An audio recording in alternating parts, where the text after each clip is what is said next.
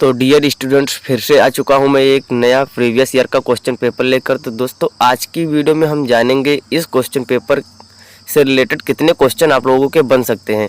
तो जी हाँ दोस्तों, इस क्वेश्चन पेपर से आप लोगों को बहुत सारे ऐसे क्वेश्चन मिल जाएंगे जो आप लोगों को इस वर्ष आने वाले हैं। तो जिन भी छात्र छात्राओं का अगले आने वाले दिसंबर में एग्ज़ाम देना है, तो उन लोगों के लिए वीडियो बहुत ही महत्वपूर्ण है। तो जी हाँ दोस्तों, हम लेकर आए हैं B first year first semester वालों के लिए सोशियोलॉजी यानी कि समाज शास्त्र का मॉडल पेपर। तो देखते हैं इसमें किस प्रकार से क्वेश्चन आते हैं और इसी से हर प्रकार से क्वेश्चन पूछे जाते हैं। मैंने ऑलरेडी बहुत सारे मॉडल पेपर को हल करवाया है और 100% उसी से फंस जाते हैं क्वेश्चन। तो चलिए देखते हैं कि कौन कौन से क्वेश्चन आते हैं। उससे पहले देख लेते हैं कि हमारा कोर्स टाइटल क्या है और क्या उनके निर्देश रहते हैं। तो हमारा जो कोर्स का टाइटल है introduction to basic concept of sociology यानी समाज शास्त्र की बेसिक अवधारणा। तो यहाँ पर हम देखते हैं कि जो टाइम दिया गया है आपको 3 घंटे दिए जाते हैं और जो मैक्सिमम मार्क रहता है वो 75 का, और सभी खंडों के उत्तर निर्देशानुसार देना रहता है। अब यहाँ पर आप लोगों को 2 या 3 खंड में विभाजित किया गया है। सबसे पहले अति लघुत्तरीय प्रश्न रहेंगे। अति लघुत्तरीय प्रश्नों में आप लोगों को 50 शब्दों में उत्तर देना रहता है। तो यहाँ पर आप लोगों को बहुत ही सरल क्वेश्चन आप लोगों को देखने को मिल जाते हैं, जैसे कि समाज शास्त्र यानी कि समाज शास्त्र क्या है। समाज शास्त्र के बारे में थोड़ा सा डिफाइन करना है आपको। मिनिमम 1 पेज लिख देना है, बहुत हो गया 1 पेज अगर लिख सकते हैं तो। और आप लोगों को समाज शास्त्र के बारे में लिख देना है। ये हो गया आपका 2 नंबर पक्के। फिर है सोसाइटी, ये तो हमेशा पूछा जाता है। एसोसिएशन, समिति, ये आप लोगों को ये ऐसे क्वेश्चन है जो रिपीटेड क्वेश्चन है, बहुत ही ज़्यादा पूछे जाते हैं। तो आप लोगों को इनको बहुत अच्छे से तैयार करके रखना है, लिख लेना है कॉपी में। उसके बाद इसका आंसर ढूंढ लेना है। इसका आंसर भी मैं प्रोवाइड करा दूंगा, लेकिन इस वीडियो में केवल मॉडल पेपर को हल करवाऊंगा। नेक्स्ट वीडियो में आप लोगों को महासंग्राम वाली वीडियो मिल जाएगी।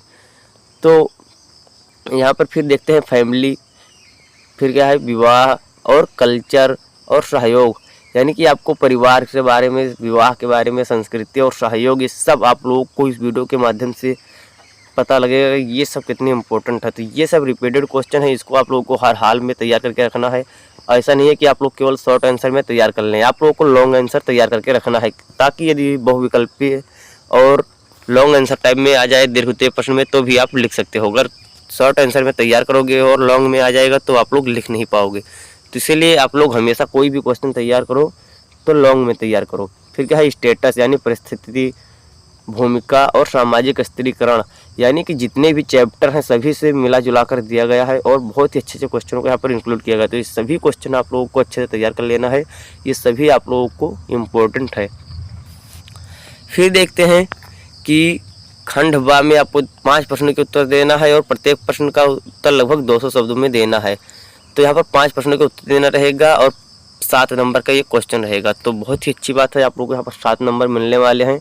और बहुत ही पहला ही क्वेश्चन समाज शास्त्र की परिभाषा कीजिए तथा इसके विषय क्षेत्र का वर्णन कीजिए। तो आप लोगों को समाज शास्त्र की परिभाषा दे देना है कि समाज शास्त्र आंतरिक संबंधों, प्रतिनिधानों का जाल है, या आप लोग इसके विषय क्षेत्र को लिख सकते हैं।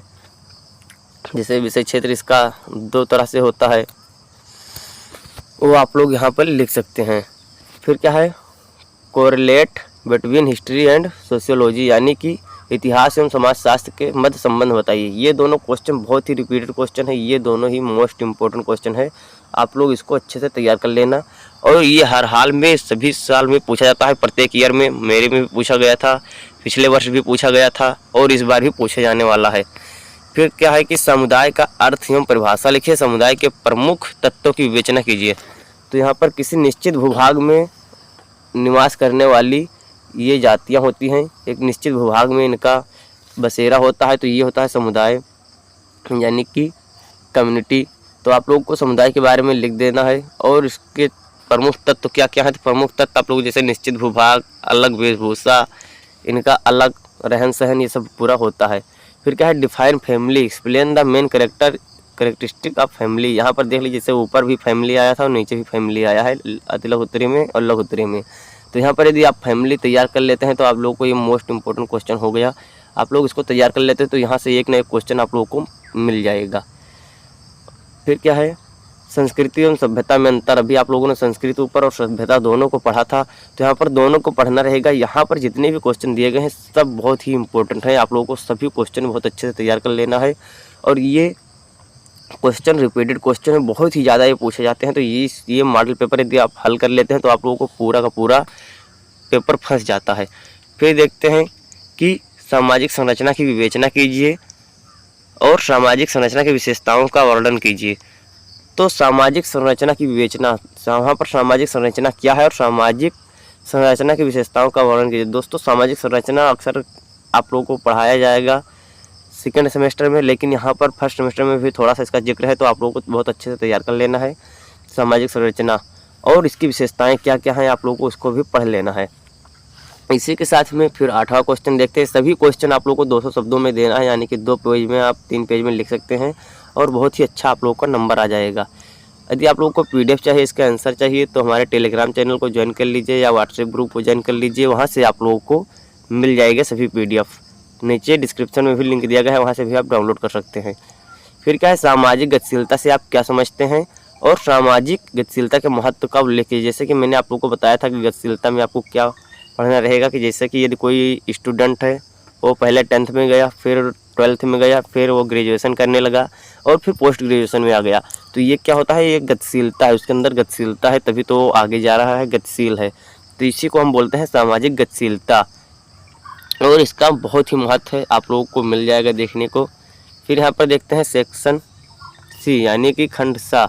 यहाँ पर आपको 2 क्वेश्चन करने रहेंगे और प्रत्येक क्वेश्चन 500 शब्दों में देना रहेगा, यानी कि 2 क्वेश्चन करने हैं और 10 नंबर के क्वेश्चन, यानी ये क्वेश्चन यदि आप यहाँ से तैयार कर लेते हैं तो आपको 10 नंबर एकदम पक्के हो जाएंगे।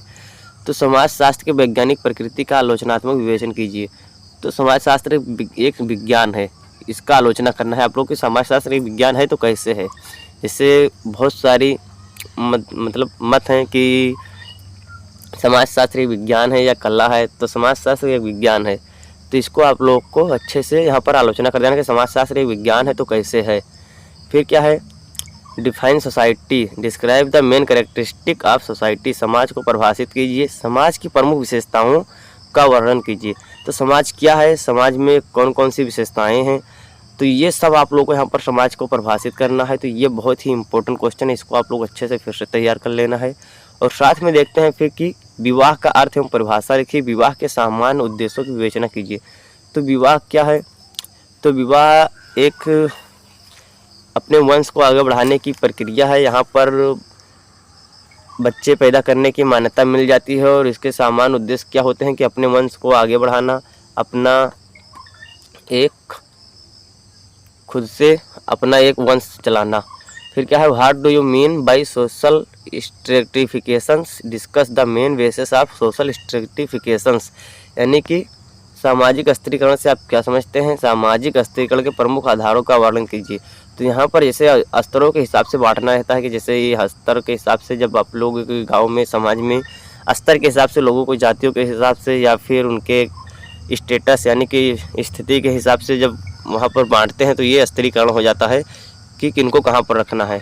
तो ये स्त्रीकरण बहुत ही मायने रखती है समाज में, तो वैसे ये स्त्रीकरण हटा देना चाहिए, लेकिन ये आप लोग को हटा देना है। तो साथ में चलिए मिलते हैं नेक्स्ट वीडियो में और अच्छे से पूरा क्वेश्चन पेपर हल कर लेना। आई होप आप लोगों का बहुत ही अच्छे से नंबर मिलेगा। तो चलिए मिलते हैं नेक्स्ट वीडियो में, तब तक के लिए जय हिंद जय भारत।